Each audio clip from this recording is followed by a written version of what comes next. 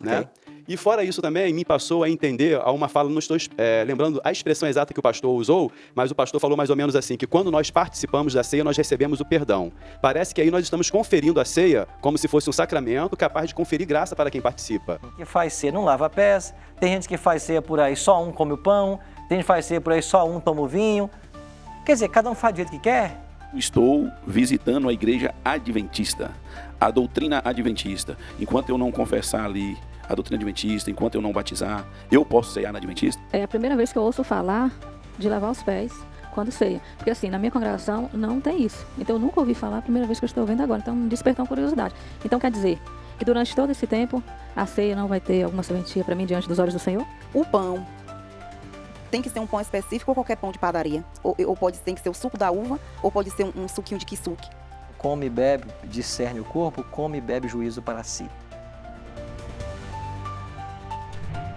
Condições? Para que eu alcance o perdão do Senhor, quais as condições que eu preciso preencher? Eu queria ler na Bíblia com vocês 3 dessas condições. A primeira delas aparece aqui no livro de Atos, no capítulo 3, verso 19. Arrependei-vos, pois, e convertei-vos, para serem cancelados os vossos pecados. O pecado só pode ser cancelado se houver arrependimento e conversão. Arrependei-vos, pois, e convertei-vos. São 2 coisas diferentes. Arrependimento pode ser traduzido como tristeza. E conversão, mudança de vida. Então, uma pessoa que cometia algo errado, ele, quando é alcançado pelo Espírito Santo, porque é o Espírito quem nos leva ao arrependimento, ele se entristece por saber que estava no erro. E ele agora muda de atitude. E ele para de praticar o que ele sabia que ser errado. Isso é conversão. O arrependimento é a tristeza por aquilo que ele fazia. E a conversão é a mudança de vida a partir desse momento que ele se entrega à operação do Espírito Santo. Francis? Pastor, qual é a relação entre o perdão e a Santa Ceia? Cristo, em João capítulo 13, é o texto que nós temos onde ele estabelece a ceia. Então você tinha a cerimônia da Páscoa, que apontava para a vinda do Messias. Cristo é o nosso Cordeiro Pascal, vai ensinar Paulo. Quando Cristo celebra a última Páscoa, na quinta noite, antes da sua crucifixão, na noite anterior à sua crucifixão, ele estava ali para celebrar a Páscoa. Mas naquela mesma hora, onde está celebrando a Páscoa, ele institui a cerimônia da ceia. Ele pega o pão e diz para os discípulos, isto é o meu corpo que é dado por vós. Comei dele todos vós. Depois ele pega um cálice de vinho, que na realidade é um puro suco de uva, e depois diz, tomai deles todos vós. Esse cálice é símbolo do meu sangue. Todas as vezes comerdes esse pão, ou beberdes desse cálice, anunciais a morte do Senhor até que ele venha. Então, nessa cerimônia de comer o pão e beber o vinho, que é antecedida pelo lava-pés, e quando lavamos os pés, nós lavamos os pés uns aos outros na busca da harmonia e do perdão. Então, porque na outra igreja eu nunca passei por essa experiência de lavar pés. Você tomava o pão e o vinho, mas não Isso. lavava os pés. Não. E outra coisa, a gente fazia a Santa Ceia, assim, faz 4 anos que eu não tenho mais essa atitude de tomar mais essa Santa Ceia. Então, eu queria saber como que para voltar fazendo tudo isso, tem que pedir o perdão para Deus, como que funciona? Sobre a primeira pergunta, não pode haver ceia se não houver lava-pés. Em João capítulo 13, Cristo pegou uma bacia com água e uma toalha e lavou os pés de todos os discípulos e perguntou assim, vocês entenderam o que eu fiz para vocês? Se eu, sendo Senhor e Mestre, vos lavei os pés, assim deveis vós lavar os pés uns dos outros. Então, a cerimônia do lava-pés é uma cerimônia de humildade. Quando eu estou lavando o pé do meu irmão, eu estou dizendo para ele que nesta igreja a minha posição é a de servo. A maior posição é a do servo. E se eu tenho alguma coisa contra alguém, eu procuro essa pessoa para pedir o perdão para ela e para lavar os pés dela. Então eu estou me colocando na posição de servo. Você sabe que esse lava-pés era uma coisa muito comum nos dias de Cristo. Quando alguém chegava na casa, geralmente se viajava a pé, estradas empoeiradas, ali em toda a casa havia um servo responsável por trazer a água e lavar os pés dos visitantes que chegavam. Quem era esse servo? O servo mais humilde da casa. A pessoa mais simples que havia tinha essa função. Quando eles chegaram no cenáculo, naquela noite de quinta, de acordo com João 13, lá estava a bacia com água, mas ninguém tomou atitude. Quem é que ia se colocar na posição daquele servo inferior para lavar os pés de alguém? Ninguém tomou atitude. Aí Cristo, pretendendo ensinar uma lição da qual jamais esqueceriam, ele vai lá, pega a bacia, coloca água e começa a lavar os pés. Ele assumiu a posição de servo. E o texto é claro em João 13. Vocês entenderam o que eu fiz para vocês? Se eu, sendo Senhor e Mestre, vos lavei os pés, assim deveis vós lavar os pés uns dos outros. Então é por isso que antes dos emblemas do pão e do vinho, nós lavamos os pés. Agora a sua segunda pergunta, como que eu posso participar? Aí o apóstolo Paulo, em 1 Coríntios, capítulo 11, vai dizer o seguinte: cada um examine-se, pois, a si mesmo, e depois coma do pão e beba do cálice. Então, é a pessoa que tem que fazer um autoexame. E se você entende que você precisa do perdão de Deus, que você está arrependida do que você fez e você quer mudar de vida, então você vai e participa dessa cerimônia para que o perdão chegue na sua vida. Outra coisa, então todo esse tempo que eu fiquei nesse lugar, que eu tomava Santa Ceia, assim, de qualquer jeito, hoje eu entendo isso, que era assim, de qualquer jeito. Então esse tempo não será contado. Deus vai levar em conta porque você não conhecia. Entendi. Então Deus vai considerar a sua sinceridade. Se você não sabia que tinha que lavar os pés, Deus não vai te cobrar por isso. Simone. Na hora que eu peço perdão para a pessoa, é certo você justificar, por exemplo, você me perdoa, sabe o que é? Porque rolou um negócio assim e tal, eu te magoei, entendeu? Ou não, a pessoa tem que reconhecer, pedir o perdão e não tem que ficar justificando o porquê ela errou com a pessoa. Se ela está pedindo perdão, ela entendeu que ela em algum momento falhou. Eu posso até tentar dar alguma explicação para tornar mais fácil a compreensão do momento. Agora, eu não posso usar essa explicação para tentar justificar o erro que eu cometi. Daqui a pouco eu estou achando que eu não errei. Se eu não errei, não tinha nem que estar aqui pedindo perdão. Não tem que ficar justificando. Se eu estou aqui para pedir perdão, é que eu estou reconhecendo que eu errei. Eu falhei em algum momento. E se a pessoa... Eu posso conversar com a pessoa, elucidar os fatos, para ficar tudo em pratos limpos. Não tem nenhum problema com isso. O que eu não posso é começar a querer argumentar, daqui a pouco eu estou dizendo, eu nem de fato nem te ofendi, estou aqui não sei por quê. É porque a pessoa tem um motivo porque ofendeu a outra. Seria mais ou menos isso. Pode ser? Bárbara? Pastor, eu congreguei há 10 anos na igreja e ninguém nunca lavou meus pés, eu nunca lavei pé de pessoas alguma, até porque nunca me comentaram sobre isso. E outra coisa também, o pão tem que ser um pão específico ou qualquer pão de padaria? Tem que ser o suco da uva ou pode ser um suquinho de kisuke? Outra pergunta. Teve outra ocasião, que foi o aniversário da minha igreja, e eu nunca vi aquilo. Fizeram uma fila para levar vários presentes, e ali, né, tinha uma apóstola, que ela era, assim, vamos dizer assim, a primeira pessoa das igrejas, e ali eu vi uma cerimônia que era voltada só para lavar os pés dela numa bacia. Aí tinha que enxugar. Era a fila, dava o presente, ali lavava os pés dela e enxugava. Dava o presente. Aí eu fiquei sem entender aquilo até hoje. Eu também estou sem entender. Eu queria entender de onde tiraram da Bíblia esse exemplo. É o que eu disse para vocês já em outras vezes. Tudo que nós fazemos em termos de religião tem que ter um precedente bíblico. Se a gente lava os pés na ceia, porque Jesus mandou fazer. Se todo mundo come o pão e todo mundo bebe o vinho, que Jesus mandou fazer. Agora tem gente por aí que faz ceia, não lava pés, tem gente que faz ceia por aí, só um come o pão, tem gente que faz ceia por aí, só um toma o vinho. Quer dizer, cada um faz do jeito que quer. Então, é isso, nós queremos ser cristãos? Então, tem que olhar para esse livro. O que esse livro ensina? Agora, vamos todo mundo lavar o pé de uma pessoa. Onde é que está isso na Bíblia? Existe isso? Não existe? Então, não vamos fazer. Não vamos ficar inventando moda.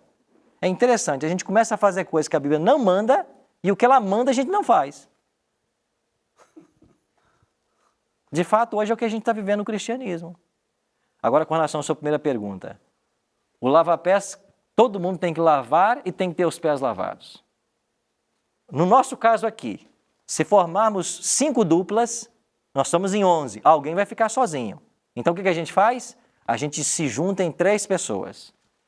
Cada dupla lava, eu lavo os pés do pastor, o pastor lava do Pedro, o Pedro lava o meu. É assim que a gente tem que fazer. Todo mundo lavou o pé e todo mundo teve o pé lavado. Eu não posso ter na ceia, na cerimônia de lava-pés, alguém que não lavou os pés ou que não teve os pés lavados. Então, quando dá um número ímpar, é assim que a gente faz. Eu lavo o pé de um, ele lava de outro, o outro lava o meu. Todo mundo é servo nessa igreja. Ninguém é melhor que ninguém. Estamos todos na mesma posição. Aí vamos para o pão. Vamos para o pão. O pão é um pão sem fermento. Porque esse era o pão que Jesus usou lá na ceia. Era um pão asmo. A expressão pães asmos é o pão sem fermento. Porque na Bíblia, fermento é símbolo de pecado. Não pode ser o pão de padaria que tem fermento. Então é um pão asmo, sem fermento. Porque ele é um símbolo do corpo de Cristo. E não pode ser o vinho alcoólico. Tem que ser o suco de uva. Porque Jesus nunca bebeu nada alcoólico. O que ele tomou na ceia, o que ele transformou em vinho lá em Caná, é puro suco de uva. E não vinho alcoólico, como alguns querem por aí pretender para beber em nome da religião. Wayne? Eu participei uma única vez numa cerimônia de lava-pés em toda a minha vida, né?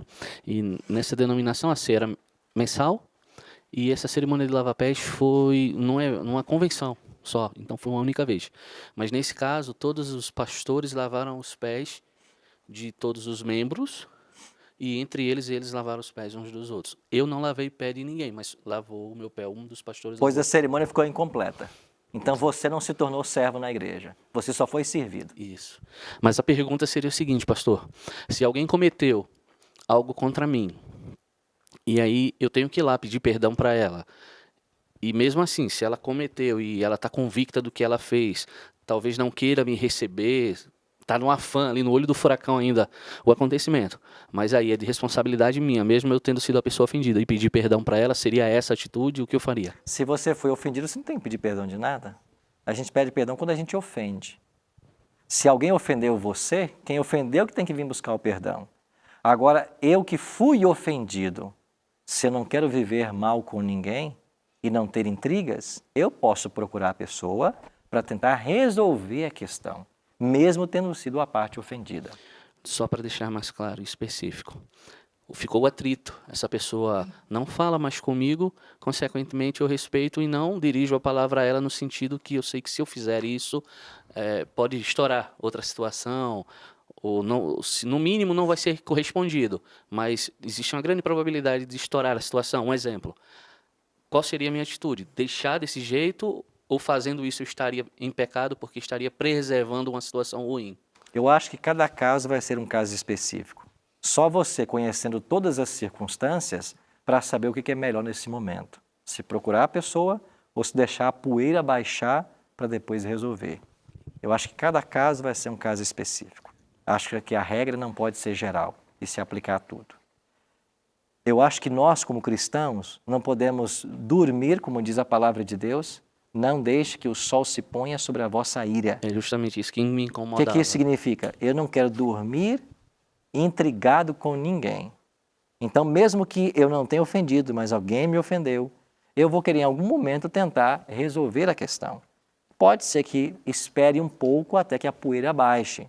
Eu tenho que saber o momento mais certo. Eu tenho que saber a hora de procurar a pessoa. E é Deus quem nos dá essa sabedoria. O provérbio não diz isso? Como maçãs de ouro em salva de prata, assim é a palavra dita ao seu tempo. A Bíblia ensina isso. Então, a palavra dita no tempo certo é como servir uma maçã de ouro numa salva de prata. Ela tem que vir no momento apropriado. Dinólia, feliz Dinólia, né? Isso, feliz Dinólia. Pastor, então de quanto em quanto tempo, 2 perguntas, de quanto em quanto tempo a adventista toma ceia? E segundo, é a primeira vez que eu ouço falar de lavar os pés quando ceia. Porque assim, na minha congregação não tem isso. Então eu nunca ouvi falar, a primeira vez que eu estou ouvindo agora. Então me despertou uma curiosidade.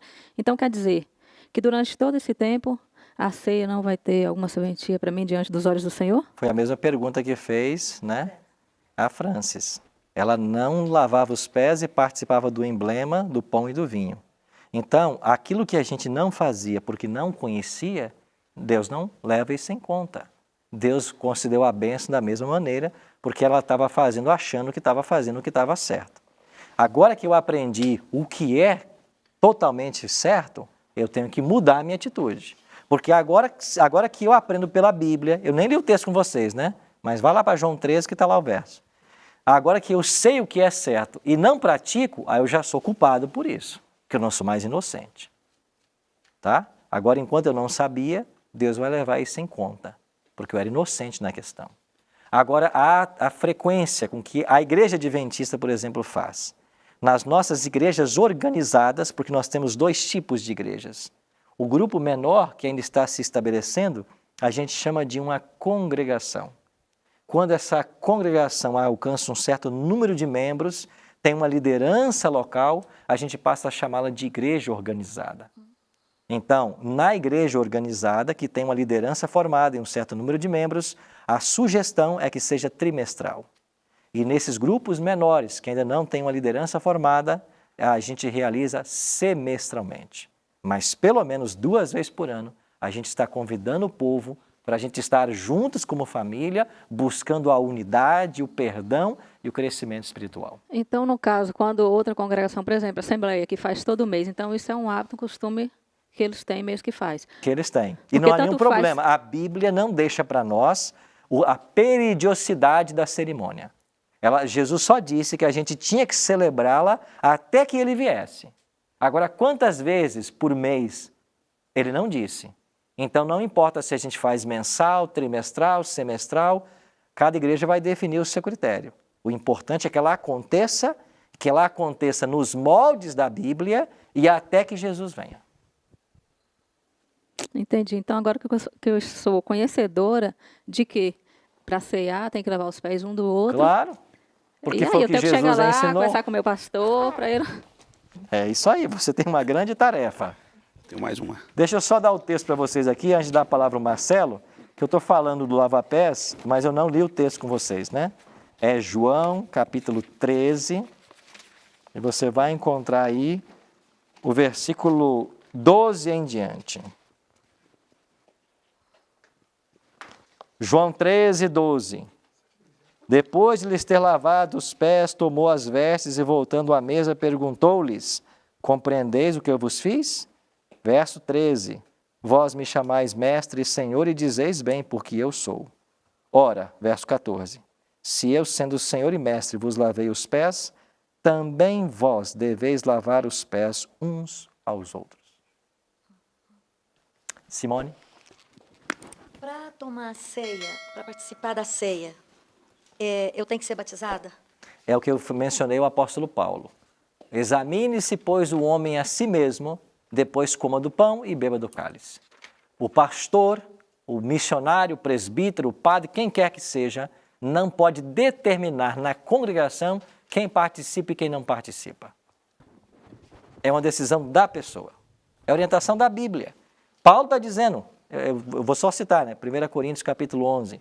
Examine-se, pois, o homem a si mesmo, depois coma do pão e beba do cálice. Não é o pastor examina a pessoa para dizer você pode, você não pode. Quem somos nós? Para ler coração. A pergunta que, quando eu peguei o microfone, talvez é parecida. É a pergunta que eu ia fazer um pouco diferente da Simone, mas um pouco parecida. E a resposta talvez seja a mesma, mas vou fazer. Na nossa igreja tem a ceia incompleta, que é o pão e o vinho. E em oportunidades eu já vi o pastor citando esse versículo, o homem examine si próprio. Se tiver tudo bem com a sua igreja, que venha ceiar, come da ceia, que venha ceiar. E vamos chegar a dizer assim, eu estou visitando a igreja adventista, a doutrina adventista. Enquanto eu não confessar ali a doutrina adventista, enquanto eu não batizar, eu posso ceiar na adventista? Claro. Certo. Se você chegar em qualquer igreja adventista, na hora que uma ceia está acontecendo, e dizer assim, eu quero participar da ceia, Não tem ninguém que pode impedir você. Baseado no texto, examine tudo Claro, mesmo. baseado Certo. no texto. A mesma resposta. Então ninguém vai impedir você. Certo. Porque nós temos que praticar o que a Bíblia está ensinando. Sim. Pastor, Pastor, duas questões. A primeira sobre o lava-pés, Aham. né, que nós sabemos que é uma prática que nós podemos afirmar que só a igreja adventista que pratica, né? Pelo menos assim, eu não conheço nenhuma outra igreja cristã, não assim em casos esporádicos como um congresso, ou então num retiro alguém faz, para poder trazer à memória justamente o que representou o lava-pés ali com Jesus e os seus discípulos. Sabemos que Jesus utilizou algo que era cultural. As pessoas andavam descalço com uma sandália, chegavam nas suas casas ou nos locais que se reuniam com os pés sujos. Então, lavar os pés, como o pastor já explicou para a gente, que tinha alguém ali que lavava os pés daquelas pessoas. Só que naquele grupo ali que estava Jesus e os seus discípulos, né, aqueles que dariam continuidade à obra que Jesus havia confiado a eles, ninguém se manifestou para lavar os pés de ninguém. Jesus fez aquilo, entendo eu, para mostrar para eles que ninguém deve se considerar maior do que ninguém no reino de Deus. E eu vejo que ele até falou ali, assim como eu fiz, vocês devem fazer uns com os outros também, mas no sentido de extrair para si o que ele estava querendo ensinar. Então, gostaria que o pastor falasse mais sobre isso, porque a gente entendeu aqui que passou a ser, então, uma ordenança vinculada à ceia do Senhor, e que quem não faz o lava-pés está fazendo errado, né? Ok. E fora isso também, me passou a entender a uma fala, não estou lembrando a expressão exata que o pastor usou, mas o pastor falou mais ou menos assim, que quando nós participamos da ceia, nós recebemos o perdão. Parece que aí nós estamos conferindo a ceia como se fosse um sacramento capaz de conferir graça para quem participa. Quando Jesus e o próprio apóstolo Paulo, quando desenvolveu a teologia lá no texto mesmo que o pastor acabou de citar, 1 Coríntios capítulo 11, a partir do versículo 23, ele nos traz a seguinte questão: a ceia é um memorial que nos faz nós lembrar aquilo que Jesus passou por nós, para nos salvar, o seu sangue que foi derramado, o seu corpo que foi dilacerado, a sua morte. E ali, a gente sabe, fazer isso até que ele venha. Então, tem um aspecto futuro também, que nós vamos participar dessa cerimônia até que Jesus venha, né, até a volta de Jesus. Então, a ceia, ela confere graça a quem participa dela, ela tem esse poder de ministrar o perdão, ou é apenas um memorial, que nós lembramos que através do sacrifício de Cristo Jesus, o seu sangue derramado, como 1 João 1,9 vai falar, nós somos purificados do nosso pecado, ou realmente ela confere? Ela é um memorial ou ela confere graça àqueles que participam da ceia? vamos ler o texto e deixar que Paulo responda para nós. O texto que você mesmo mencionou, né? Em 1 Coríntios capítulo 11, você tem o apóstolo Paulo dando orientação para a igreja. Ele vai começar no verso 23, certo? Fala que Jesus partiu o pão. 1 Coríntios capítulo 11, verso 24. Ele partiu o pão e disse que isso é o meu corpo, que é dado por vós. Então, o pão simboliza o corpo de Cristo. Verso 25, depois ele toma o cálice, dizendo, esse é o sangue da nova aliança, ou é o cálice da nova aliança no meu sangue. Fazeis todas as vezes que o beberdes em memória de mim. Aí vamos para o verso 26. Todas as vezes que vocês comerem do pão e beberem do cálice, anunciem a morte do Senhor até que ele venha. Verso 27. Quem come do pão e bebe do cálice de forma indigna será réu do corpo e do sangue. Ou seja, quem come de forma indigna é condenado. Quem come de forma digna recebe os méritos da cruz. No comer o pão e beber o cálice, eu estou recebendo os méritos do sacrifício que o Cristo fez por mim. A grande diferença e fundamental que eu tenho que fazer é entre a cerimônia da ceia do Senhor e da missa. Aqui uma diferença diametral. Na ceia do Senhor, eu como um pão e bebo um cálice, que é símbolo do sacrifício de Cristo, e a graça do Calvário inunda a minha vida.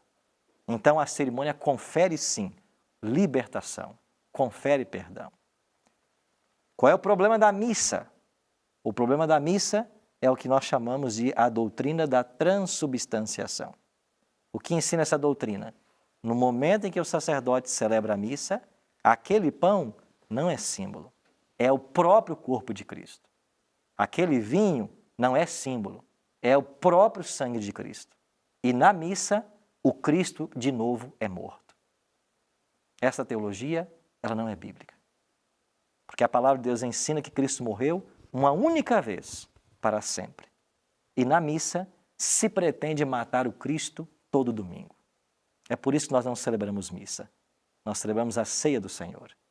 E se por um lado participar de forma indigna traz a condenação, o participar de forma digna traz a libertação. E é por isso que ela é periódica, porque nós periodicamente precisamos desses memoriais em nossa vida. E nós estamos celebrando a morte do Senhor. Paulo vai dizer então no verso 28, que a gente já mencionou, examine-se, pois, o homem a si mesmo, e assim coma do pão e beba do cálice. Agora, ao fazer o exame de mim mesmo, o que eu estou examinando? Não é se a minha vida está de acordo com a vontade de Deus. Não é se os meus atos, como é que está a minha consciência. O exame próprio não deve me levar ao arrependimento e ao reconhecimento de que Cristo pode me tirar dessa condição. Então, por essas expressões, nós estamos concluindo que há poder nessa cerimônia. E a gente tem na Bíblia cerimônias que conferem poder, não só a ceia. Eu posso mencionar aqui o batismo. O batismo é uma cerimônia que Deus deixou e há um poder nessa cerimônia. A graça espiritual quando a pessoa se batiza. Nós entendemos que o nome dela é arrolado nos céus quando ela passa por essa cerimônia. É um momento histórico. Podemos falar ainda da unção dos enfermos. Quando o óleo se unge o enfermo com óleo, é uma cerimônia que pode trazer cura para a pessoa, assim como também pode trazer o descanso, segundo a vontade do Senhor. Então nós entendemos que essa cerimônia não só fala da unidade que deve haver entre os crentes, da posição que nós devemos assumir, como ela confere esse exame de consciência para perdão e libertação. Tá ok, obrigado, pastor. Eu não sei se eu li todos os versos, mas se nós continuarmos, você vai ver que Paulo vai dizer claramente, pois quem come e bebe discerne o corpo, come e bebe juízo para si. Ou seja, se há um juízo nessa cerimônia, só há duas sentenças, ou condenação ou absolvição. E não há juízo, que não há absolvição, que não houve perdão. Então, são os textos que a gente tem usado para colocar isso. Com relação ao lava-pés, nós não somos os únicos cristãos a praticarmos o lava-pé. E você vai perceber que na história da igreja cristã, isso foi mantido. Não porque era um costume judaico, porque quando o evangelho se estendeu aos gentios, os gentios continuaram no mesmo proceder. E a história da igreja cristã registrou esses momentos. Até que na Idade Média, o afastamento da palavra de Deus se perdeu de vista as tradições bíblicas e se colocou no lugar as tradições humanas. Infelizmente, houve essa troca na Idade Média. Obrigado.